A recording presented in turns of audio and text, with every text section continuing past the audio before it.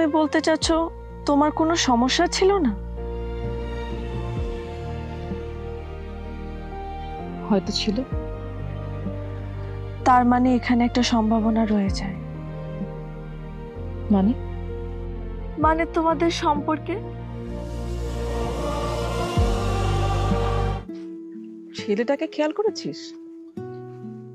এটা কেমন না? কেমন? না মানে এই যে গায়ে পড়ে কথা বলার স্বভাবটা একটু সন্দেহজনক মনে হচ্ছে আমার কাছে। বাদ দাও তো, কোন জায়গার না কোন জায়গার ছেলে।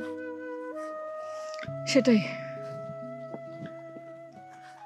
আচ্ছা আপু, একটা প্রশ্ন করি। বল না। তোমার আর ভাইয়ার সম্পর্কে এই অবস্থার জন্য তোমার কোনো দোষ নেই? হঠাৎ এই কথা কেন বললি? আপু সত্যি বলতে আমাদের তো কেউ নেই, মাথার উপর ছাদ বলতে যা বোঝায়। কে বললো কেউ নেই? আর সব সময় কারো অবলম্বন লাগবে, কোন একটা ছায়া লাগবে, এই ভাবনাগুলো তো পুরনো, তাই না?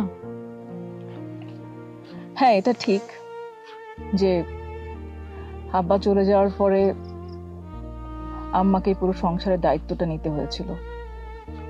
আর আম্মা সংসার সামলাতে সামলাতে আমাদেরকে ছেড়ে চলে গেলেন। তারপর তারপর তোকে নিয়ে শুরু হলো আমার যুদ্ধ। আমি জানি আপু। তুই যে প্রসঙ্গটা তুলেছিস, যদিও সেটা ব্যক্তিগত, কিন্তু তারপরে বলি, তুই তো এখন যথেষ্টই বড় হয়েছিস।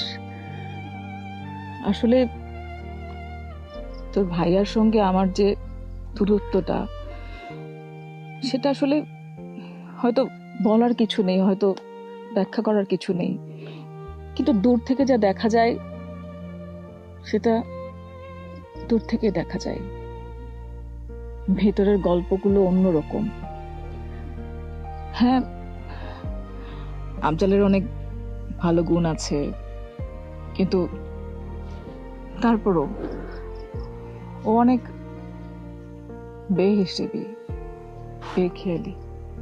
আমি বলছি না যে আমি ওর ওয়াইফ বলে পুরোটা সময় আমাকে দিতে হবে, কিন্তু পারিসা অ্যাজ এ ওয়াইফ হিসেবে মানে আমার যেটুকু সময় প্রাপ্য সেটুকু তো আমাকে দেওয়া উচিত, তাই না?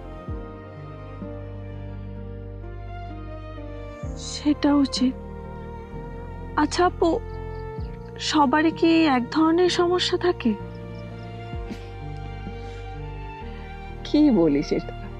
প্রত্যেকটা মানুষ আলাদা আলাদা, সবার সমস্যা একরকম কেন হবে? সবার সমস্যা আলাদা আলাদা হবে। তবে এটাও ঠিক যে একসঙ্গে থাকতে গেলে দুজনই দুজনকে ছাড়টা দিতে হয়, তাহলে এই সংসারটা